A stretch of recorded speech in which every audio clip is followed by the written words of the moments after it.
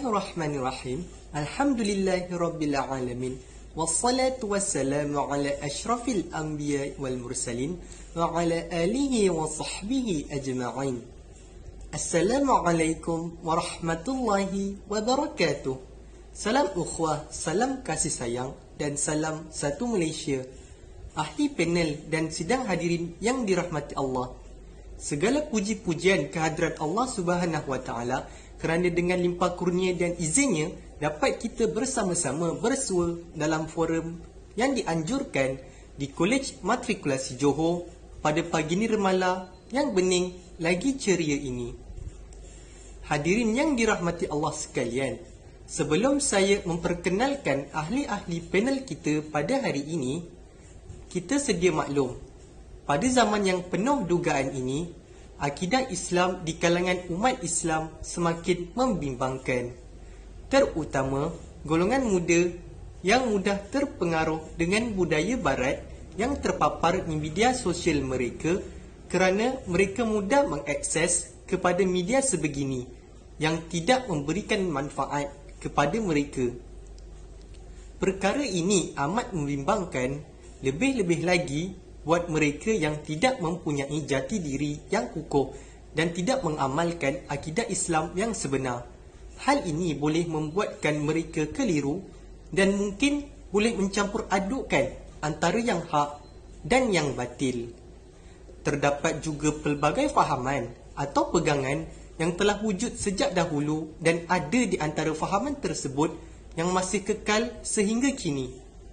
Fahaman yang terpesong daripada syiar agama Islam perlu dapat dibezakan dengan agama Islam itu sendiri. Ini kerana agama Islam merupakan agama yang lengkap dan sempurna. Sebelum mengupas tajuk ini dengan lebih mendalam, terlebih dahulu, mari kita berkenalan dengan 3 orang ahli panel kita pada hari ini kerana bab kata pepatah, tak kenal maka tak cinta. Ahli panel yang pertama kita pada hari ini kelihatan sungguh tampan, iaitu saudara Muhammad Nur Hazim bin Ismail. Apa khabar saudara? Alhamdulillah, syukur kehadrat ilahi, saya sihat walafiat. Seterusnya, ahli panel yang kedua kelihatan segak, malahan cukup petah orangnya dalam melontarkan hujah yang bernas, iaitu saudara Muhammad Azril Haziq bin Kamal. Apa khabar saudara di sana?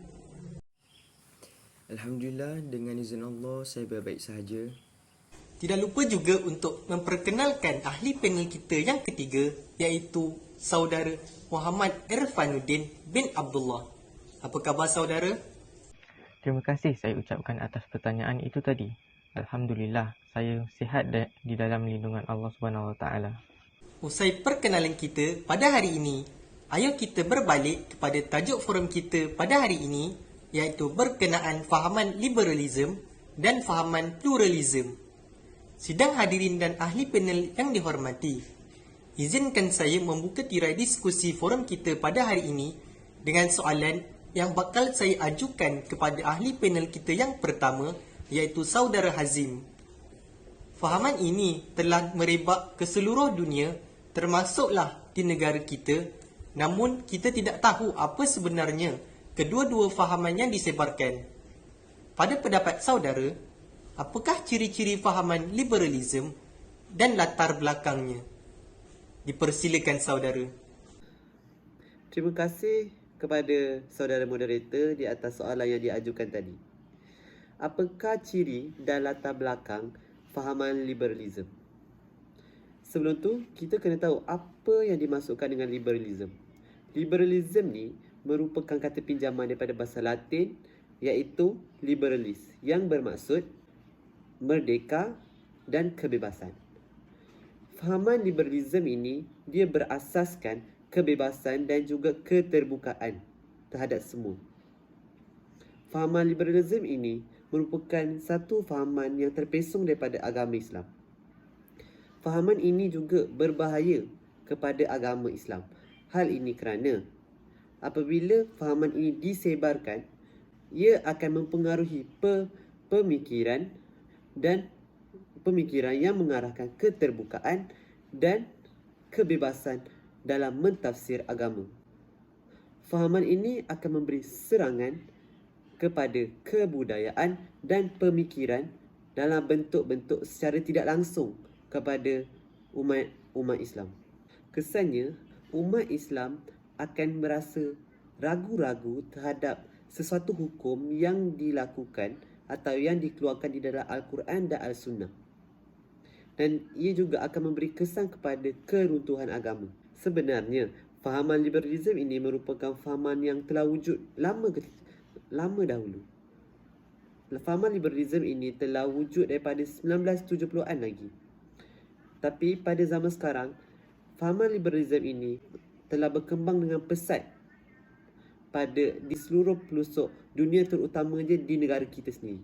Di Malaysia, terdapat juga fahaman liberalism yang dinamakan Islam liberal. Islam liberal ini dia lebih terbuka berbanding daripada syariat Islam yang tulen. Mereka lebih menggunakan akal fikiran dan logik untuk mentafsir sesuatu hukum berbanding daripada syariat Islam yang tulen, iaitu menggunakan Al-Quran dan As-Sunnah.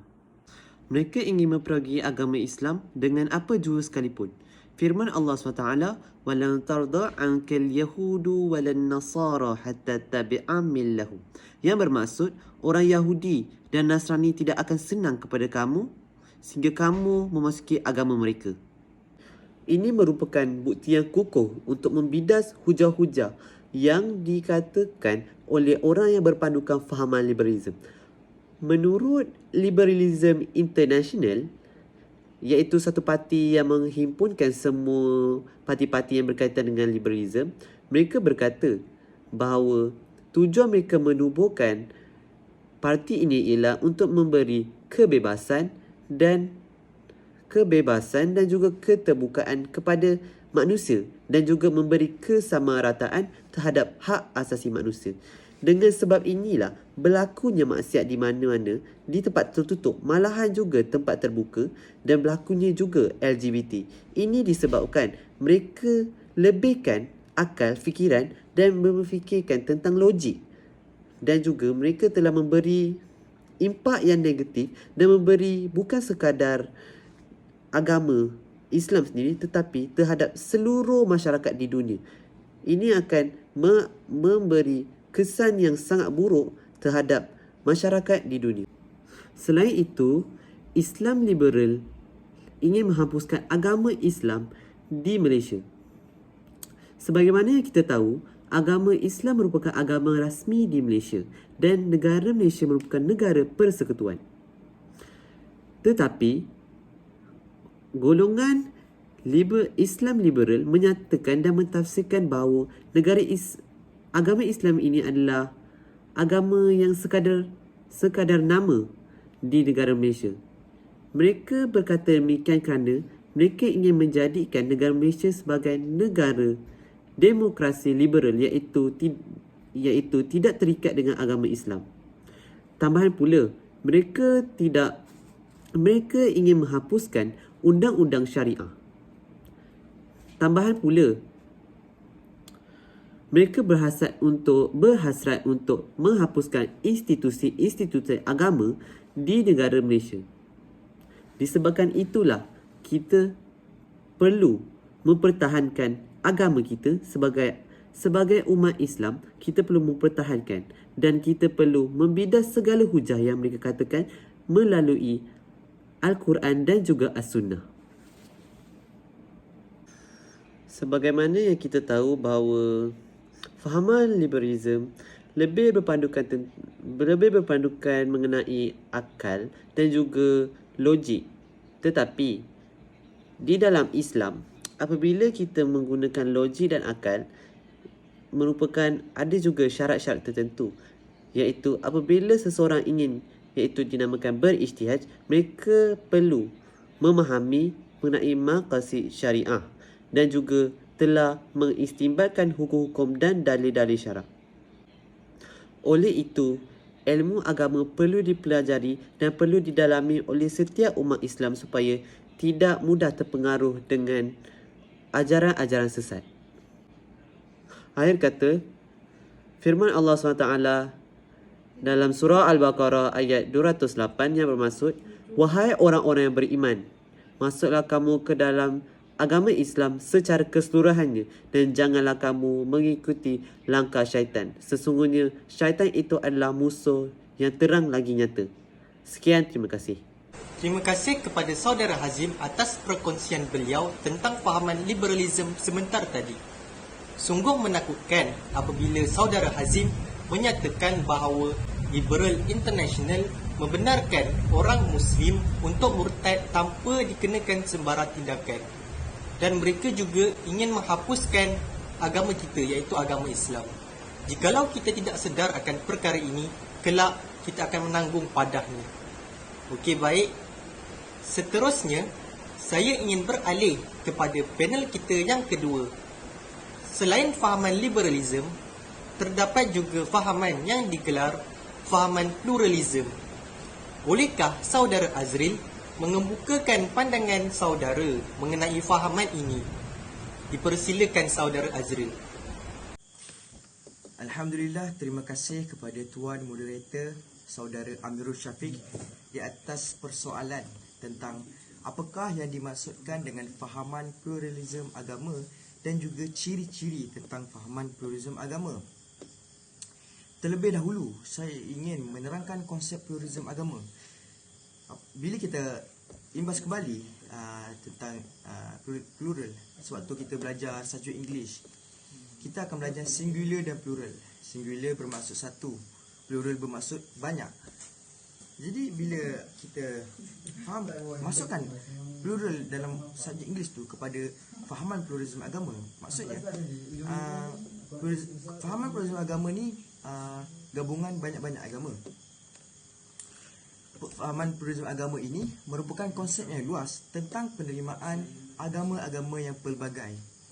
Fahaman ini menganggap tiada satu pun agama yang tunggal dan eksklusif untuk menjadi sumber kebenaran. Maksudnya agama yang ada dekat dunia ni mempunyai kebenaran yang masing-masing dalam menjadikan satu agama yang kukuh.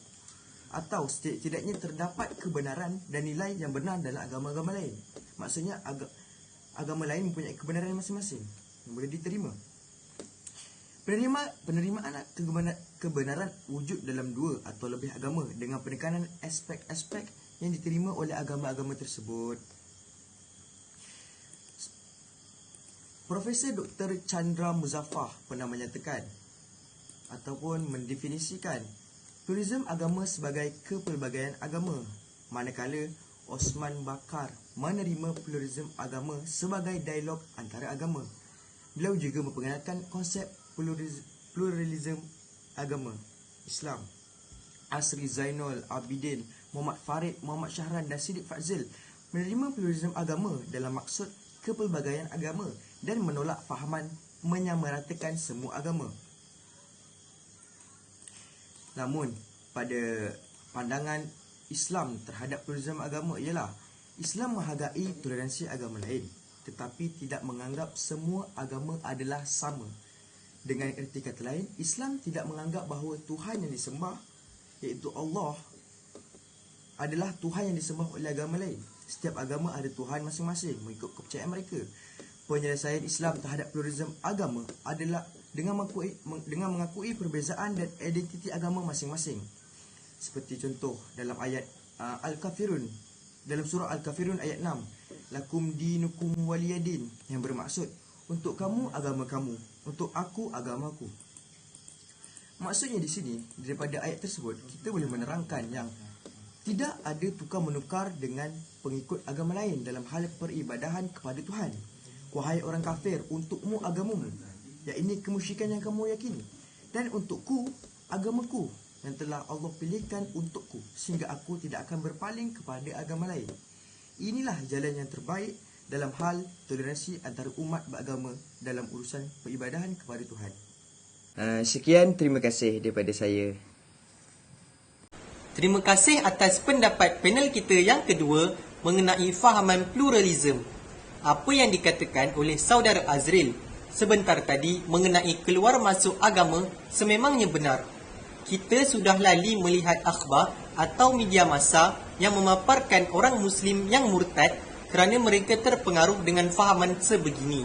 Dan ada juga yang memperolehi hidayah daripada Allah Subhanahu Wa Taala. Mereka, yang ini orang bukan Islam, menganut agama kita atas keindahan yang mereka lihat terhadap agama kita.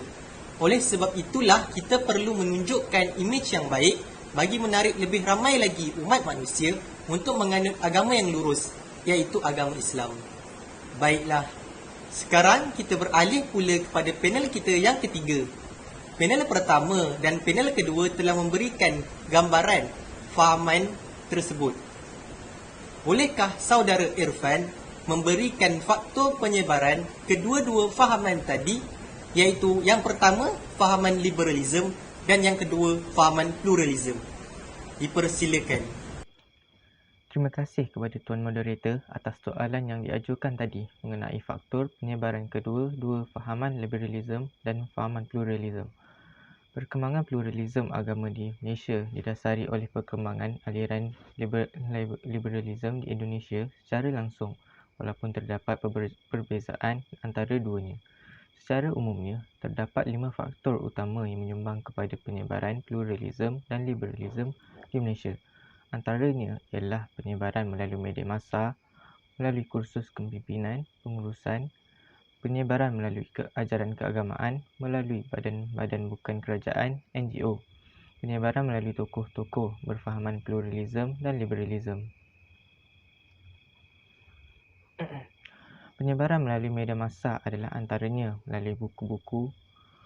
Buku-buku mengenai liberalism dan pluralism agama telah diterbitkan sama ada oleh penerbit Indonesia atau Malaysia. Boleh didapati antaranya ialah penulisan Nurkolish, Majid, Budi Munawar Rahman, Azmu Yardi Azra dan beberapa tokoh lain lagi. Faktor seterusnya ialah melalui artikel dalam majalah. Sebagai contoh, Ulil Absar Abdallah dalam majalah Gatra 21 Disember 2002 menyatakan bahawa semua agama adalah sama. Semuanya menuju jalan kebenaran. Jadi, Islam bukan agama yang paling benar. Yang ditulis dari Indonesia. Terdapat beberapa artikel berita di akhbar yang ditulis oleh golongan ini. Antaranya ialah dari Zainah Anwar di New Straits Times dengan tajuk Mediation, The Wiser Path to Take. Hashim Kamali di New Straits Times dengan tajuk Islam's Religious Pluralism in Context, serta Chandra Muzaffar dengan dua artikel yang dimuatkan dalam The Star, iaitu What Pluralism Means to Islam yang terbitkan pada 2006 dan Understanding Liberalism and Religious Pluralism, serta artikel lain lagi dari tokoh-tokoh yang mendukung fahaman pluralism agama. Faktor seterusnya ialah melalui medium televisyen, penayangan filem-filem. Antara filmnya ialah The Life of Pi, My Name is Khan, Sepet Tanda Tanya, Gubra dan Mu'allaf. Fahaman ini juga banyak disebar melalui laman-laman sawang internet. Seterusnya, melalui kursus kepimpinan dan pengurusan pula. Contohnya ialah kursus emosional spiritual quotient ESQ yang diperkenalkan oleh Ari Ginanjar Agustian. Selain itu, penyebaran melalui ajaran keagamaan. Antara ajaran-ajaran keagamaan ini ialah ajaran Ayah Pin yang diasaskan oleh Muhammad Arifin. Di samping itu ialah penyebaran melalui badan-badan bukan kerajaan, NGO. Antaranya ialah Malaysia Interfaith Network, MIN, yang mempunyai 20 badan gabungan iaitu Konkrat, Edeneuer Foundation, KAF, Institute Kajian Dasar, IKD, Sister in Islam, SIS, Counseling of Churches of Malaysia, Rotary Club dan lain-lain. Faktor akhir sekali ialah penyebaran melalui tokoh-tokoh berfahaman liberalism dan pluralism. Tokoh-tokoh luar yang dijemput ke Malaysia antaranya ialah Irsyad Manji yang telah melancarkan bukunya Allah, Liberty and Love yang diterbitkan pada 2011 yang mempromosikan homoseksualiti. Buku ini telah diterjemahkan ke dalam bahasa Melayu dengan tajuk Allah, Kebebasan dan Cinta yang pula diterbitkan pada tahun 2012. Sekian dari saya berkenaan faktor-faktor penyebaran pluralism dan liberalism. Terima kasih kepada panel kita yang ketiga, iaitu Saudara Irfan. Suatu masa dahulu, pernah menjadi buah mulut orang tentang ajaran Ayah Pin yang diperkenalkan oleh Muhammad Arifin. Muhammad Arifin pernah mengatakan bahawa dia mendapat wahyu daripada Allah Subhanahu Wa Taala, sedangkan wahyu hanya diterima oleh Rasul dan Nabi, dan pada ketika ini tidak ada lagi sebarang Rasul maupun Nabi, kerana seperti yang semua tahu, Nabi terakhir ialah Nabi kita, iaitu Nabi Muhammad sallallahu alaihi wasallam. Setiap masalah pasti ada penyelesaiannya. Oleh yang demikian, saya akan memberikan sedikit nasihat tentang apakah inisiatif yang boleh kita lakukan untuk mengatasi fahaman liberalisme dan pluralisme itu tadi. Menurut pengerusi Majlis Agama Islam Selangor, MAIS, Datuk Muhammad Khusrin Munawi pada tahun 2014 sehingga tahun 2019, Jabatan Agama Islam Selangor JAIS melaksanakan 582 aktiviti melibatkan sesi penjelasan, seminar, konvensyen, lisikan dan siasatan. Pemantauan media sosial dan penerbitan buku berkenaan fahaman ini juga telah dilaksanakan. Di Johor, Pengerusi Jawatan Kuasa Hal Ehwal Agama Islam Negeri, Tosrin Jarvanti berkata, keadaan masih terkawal namun pemantauan tetap perlu diteruskan. Johor juga mewujudkan Jabatan Brigade Ahli Sunnah wal Jamaah yang bertujuan memperkukuhkan fahaman tersebut bermula Januari 2021. Di samping itu, pemerkasaan bidang kuasa penghukuman rang undang-undang Mahkamah Syariah, iaitu bidang kuasa jenayah pindaan 2016 atau lebih dikenali sebagai RUU 355 juga perlu diberi perhatian. Setakat yang berjaya dibentangkan di Parlimen, yang perlu disokong majoriti ahli Parlimen kelak ialah yang pertama, daripada penjara maksimum 3 tahun kepada penjara maksimum 30 tahun. Yang kedua, denda tidak melebihi RM5,000 kepada denda maksimum RM100,000. Dan yang terakhir ialah sebatan maksimum 6 kali kepada sebatan tidak melebihi 100 kali. Kaedah utama dan asas dalam menangani masalah pluralisme adalah dengan memperkasa bidang pendidikan. Terdapat dua objektif utama dalam bidang pendidikan, iaitu yang pertama guru atau pensyarah dan yang kedua pelajar. Untuk mencapai matlamat dasar pendidikan perlu kepada guru-guru yang terlatih dan mampu membawa matlamat utama pendidikan. Guru yang terlatih tersebut perlu memberi faham kepada objek yang kedua, iaitu pelajar.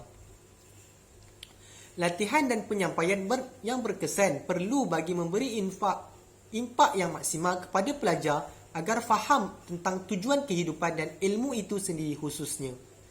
Masyarakat Islam hanya boleh dididik dengan pendidikan dan ia hanya dapat diperkasa dengan ilmu asas yang utama, iaitu ilmu agama. Ia satu pegangan yang utama kepada pelajar-pelajar Muslim sebelum mempelajari ilmu-ilmu lain. Keperluan mempelajari ilmu agama terlebih dahulu supaya agama menjadi pasak dalam diri untuk mengelakkan daripada serangan anasir-anasir luar seperti pluralisme agama. Setelah memahami hakikat agama Islam, pelajar Muslim tidak akan terpedaya, malah boleh menolak pluralisme agama. Kefahaman utama yang perlu dalam pendidikan ialah mengajar dan memberi faham bahawa tidak ada agama yang benar di atas muka bumi ini selain daripada agama Islam, disebut dalam surah Ali Imran ayat 3 surah ke-85. Pengiktirafan Allah secara jelas dalam Al-Quran ini menjadi pegangan semua umat Islam dan menolak sama sekali konsep pluralisme agama. Islam sebagai satu-satunya agama wahyu dan agama yang benar perlu diberi faham kepada pelajar-pelajar supaya tidak menerima agama lain selain daripada agama Islam. Ini kerana pluralisme membawa konsep persamaan dari aspek ketuhanan. Sedangkan Tuhan dalam kefahaman agama lain sama sekali tidak sama dengan agama Islam. Dalam pendidikan juga perlu ditekankan bahawa dengan penurunan Al-Quran adalah kitab yang terakhir diturunkan. Al-Quran adalah sumber utama terhadap umat Islam dalam melalui kehidupan kita. Kitab-kitab lain sama sekali tidak boleh menyamai kitab Al-Quran. Ia jelas dalam firman Allah. Dan kami turunkan kepadamu, wahai Muhammad, kitab Al-Quran dengan membawa kebenaran, untuk mengesahkan benarnya kitab-kitab suci yang telah diturunkan sebelumnya, dan untuk memelihara serta mengawasinya. Maka jalankanlah hukum di antara mereka, iaitu ahli kitab, itu dengan apa yang telah diturunkan oleh Allah kepadamu. Dan janganlah engkau mengikut kehendak hawa nafsu mereka daripada apa yang telah datang kepadamu dari kebenaran.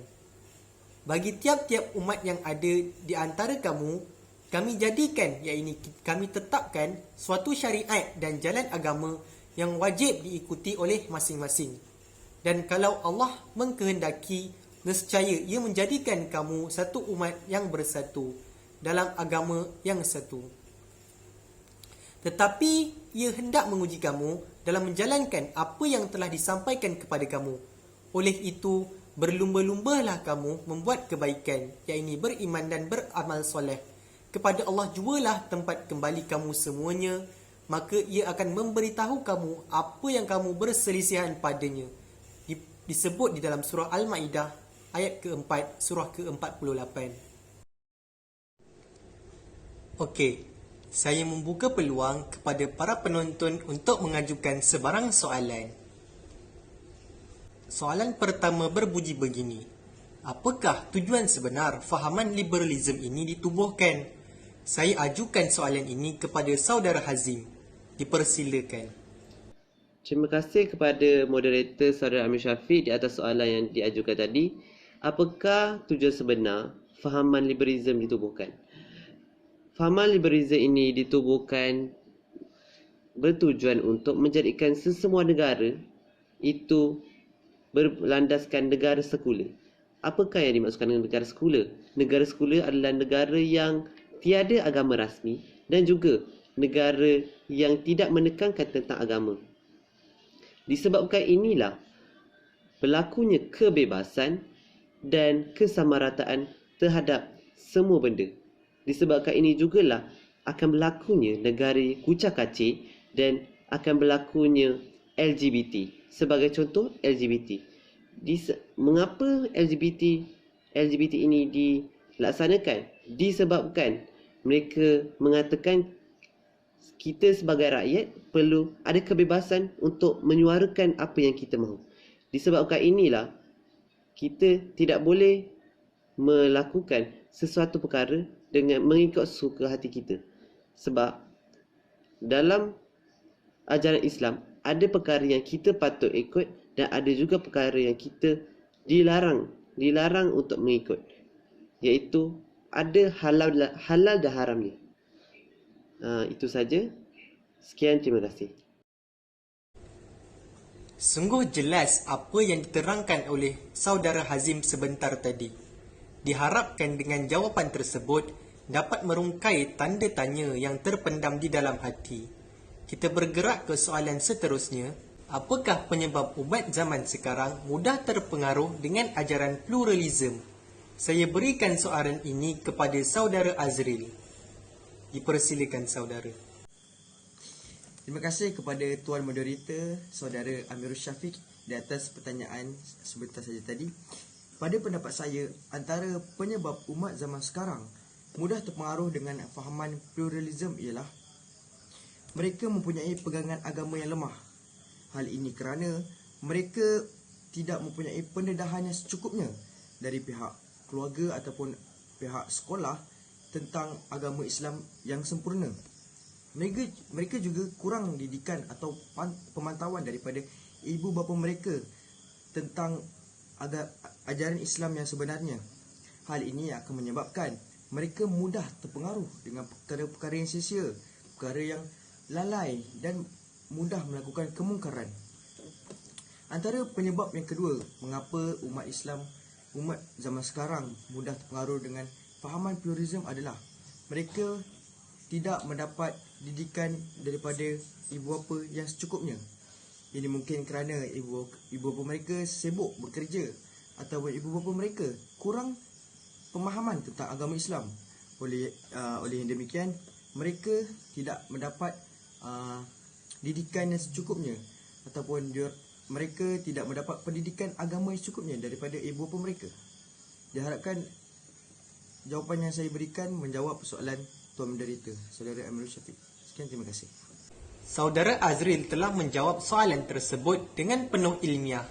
Semoga ia dapat memberikan kefahaman buat mereka yang tertanya-tanya.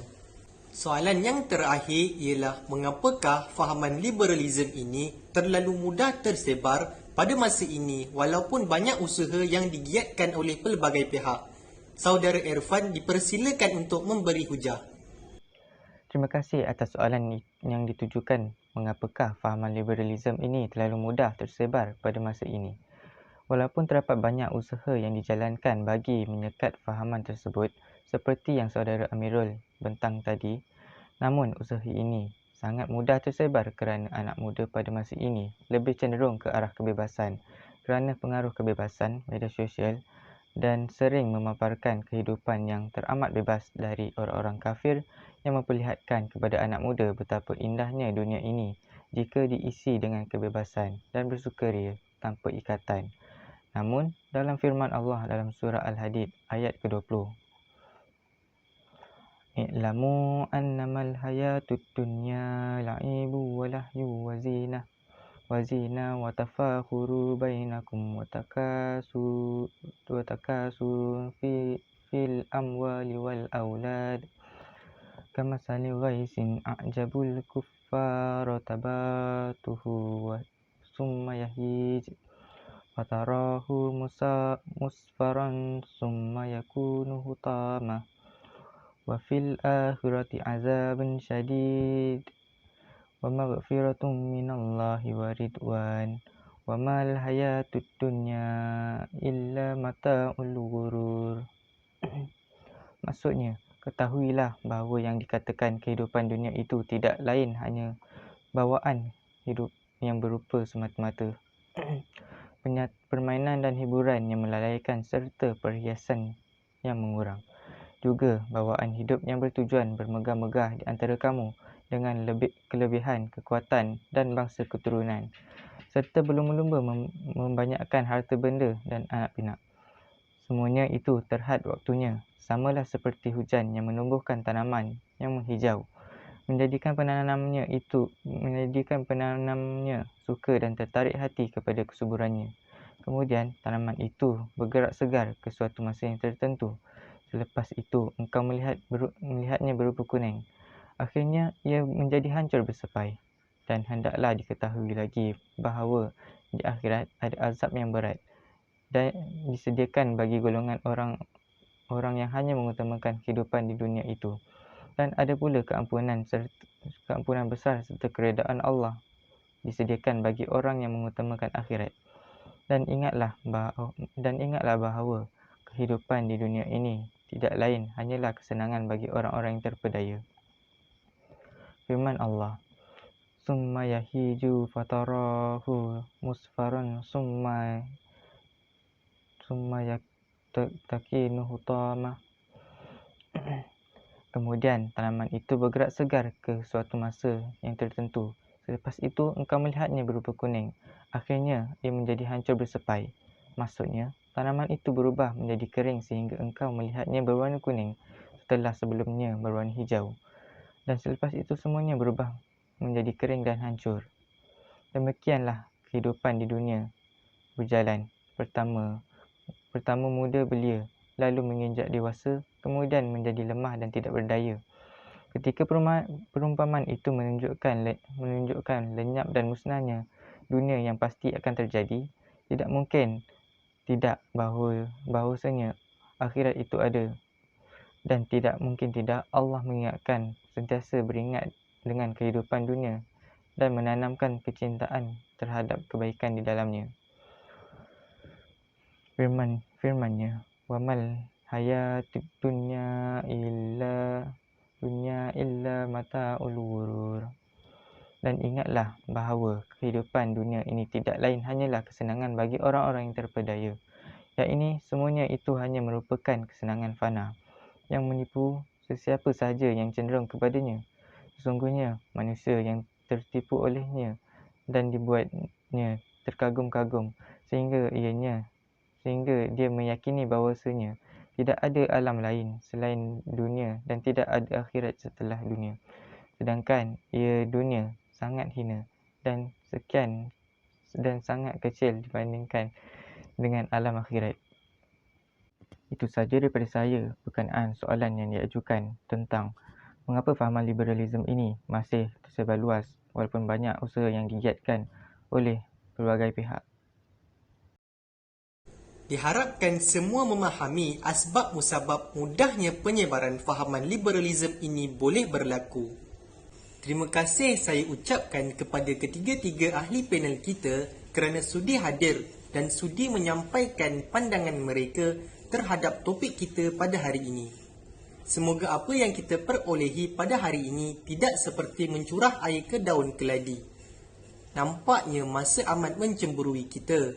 Sebelum saya mengakhiri forum kita pada hari ini, saya berharap agar kita berusaha meningkatkan ilmu pengetahuan tentang akidah Islam dan belajar tentang fahaman-fahaman yang menyelewengkan supaya kita tidak mudah ditipu atau terpedaya dengan amalan mereka.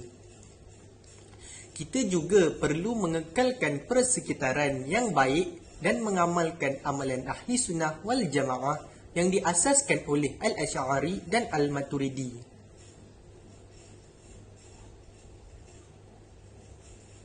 Kalau ada sumur di ladang, boleh kami menumpang mandi. Kalau ada umur yang panjang, boleh kita berjumpa lagi.